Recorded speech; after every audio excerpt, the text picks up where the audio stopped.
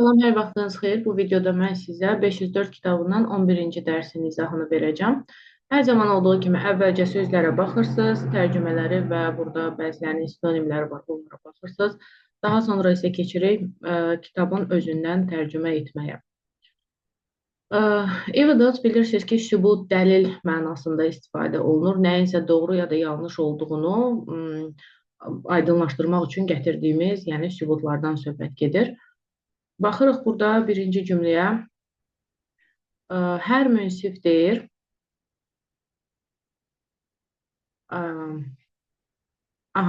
Hər bir münsif əvvəlki, yəni keçmiş futbol ulduzunu təqsirli bilmək üçün daha çox sübuta ehtiyac duydu. Leona'nın çoxsaylı mükafatları onun rəqs sahəsində üstün olduğunu sübut eləməyə kifayət edib, yetərli idi. Our teacher ignored the evidence that Simon had cheated on the test. Müəllim Simonun testdə köçürdüyünə dair sübutu görməzdən gəldi. Ignore görməzdən gəlmək. Solitary isə tək, yalnız mənasında istifadə olunur. Məsələn, Sidin təkəbbürlü mənasında istifadə olunacaq burada. Solitary, yəni tənha davranışı yox, təkəbbürlü davranışı onun yeni dostlar qazanmasına mane olurdu. There was not a solitary piece of evidence. Manuel'in tortu yediyinə dair bircə dənə də sübut yox idi. Yəni bir dənə də tək bir sübut yox idi. Məhkum tək adamlıq kameraya salındıqda qəzəbləndi. A solitary cell, tək adamlıq, yəni tək bir nəfər üçün olan kameraya salındıqda qəzəbləndi. Daha sonra gəldi reason. Reason, power of seeing, sense of sight mənasında istifadə olunur. Yəni, görmə qabiliyyəti, baxış mənasındadır. Məsələn, burada durbinlərdən danışır. Yəni, binokulla, durbinlərlə mənim görmə qabiliyyətim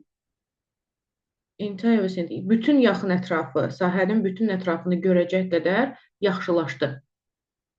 Ted had perfect vision. Ted'in görmə qabiliyyəti mükəmməl idi. Mükəmməl bir görmə qabiliyyəti var idi. Və bu ona kömək edirdi ki, bu onun yaxşı beyzbolçu olmasına kömək edirdi. Irmanın aldığı eynəklər onun uzağı görməmə problemini düzəltdi. Sonra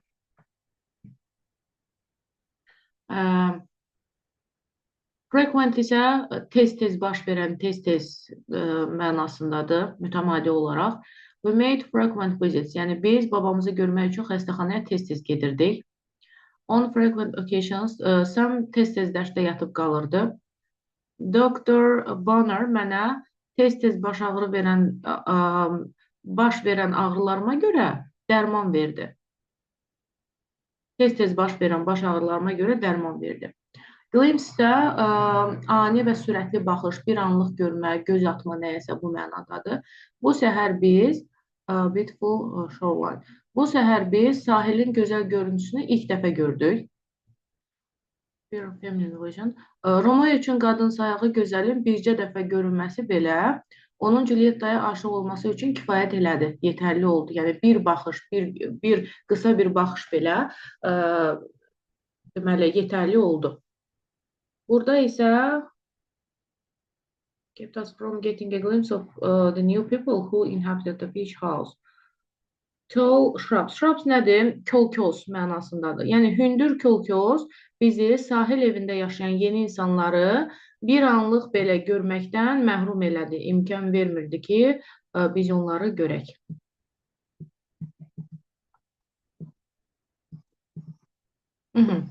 Recent son zamanlara aid yeni mənasındadır.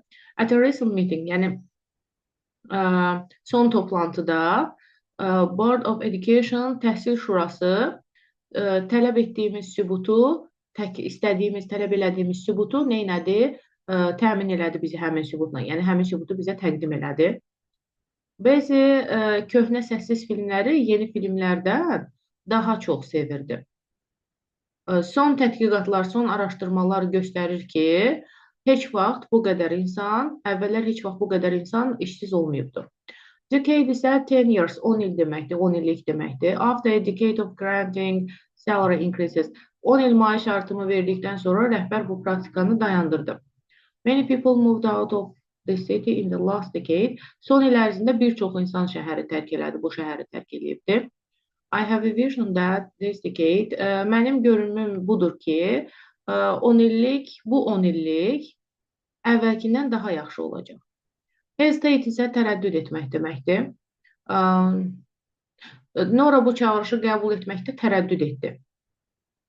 Quldurların yaxınlığına çatanda o irəliləməkdə tərəddüd etdi. Atalar sözü bizə deyir ki, who hesitates is lost. Kim ki tərəddüd edər, uduzar. Tərəddüd edən uduzar. Sonra gəldi absurd. Absurd nə deməkdir? Məntiqsiz, ağılsız bir hərəkət. Yəni, açıq-aşkar məntiqsiz bir hərəkətdir və s. Bax, bu mənalarda istifadə olunur.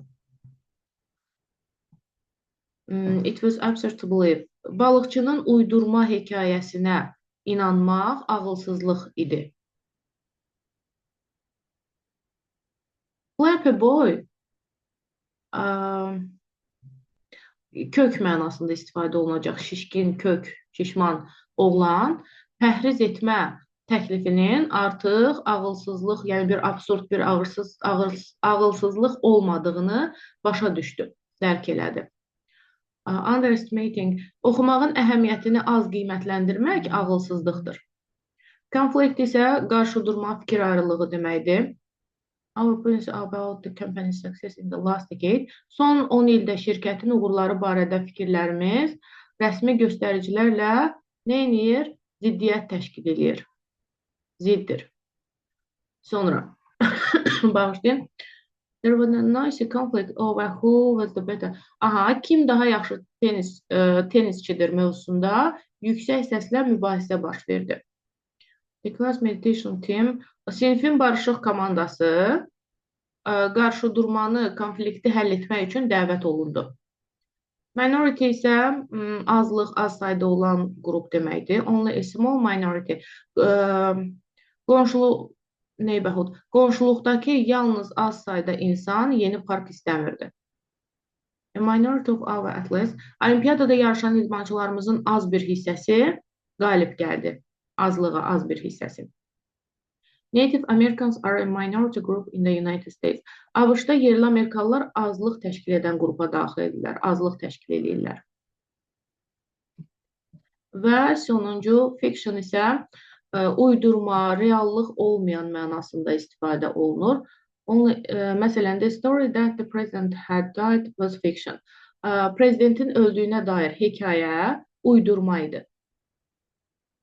Winnie because what he said was... Aha, Winnie'nin dediklərinə nadir hallarda inanırdıq. Demək olar ki, inanmırdıq. Çünki o, adətən uydurma danışırdı. Marge enjoys reading books of fiction. Marge uydurma hekayələr, fiction, bədii ədəbiyyatdan söhbət gedir, oxumağı sevir. Hekayələri oxumağı real hekayələrdən daha üstün tutur. İndi isə keçdi buradakı mətnin tərcüməsinə. The famous monster of the lake. Gölün məşhur canavarı. Gölün məşhur canavarı. There seems to be more and more evidence that the enormous monster in Loch Ness, Calder Lake in Scotland is more... Aha. Burada söhbət nədən gedir? Loch Ness gölündə Şotlandiyanın hansı ki tək gölüydü. Şotlandiyanın tək gölü olan, deməli, tənha bir gölündə yerləşən nəhəng bir canavarın mövcud olduğuna dair çox sübut var idi. Yəni, getdikcə sübutlar artırdı. Hər il çox sayılı ziyarətçilər, yerli sakinlər, yerli sakinlər bu canavarı bir anlıq gördüklərini bildirirdilər. Eləcə də son çəkilmiş filmlər Eləcə də çox son çəkilmiş filmlər onları görməməzlikdən gəlmək çətin olduğuna görə, hətta alimlərin belə tərəddüd etməsinə səbəb olur. Yəni, hər il çox sayda ziyarətçilər, həm də yerli sakinlər deyirlər ki, burada bir anlıq da olsa o canavarı görmüşük göldə. Və son çəkilmiş filmlər də Not Easy to Ignore, yəni hansı ki, görməzdən gəlmək artıq asan deyil. Bu, hətta alimləri də tərəddüdə saldı.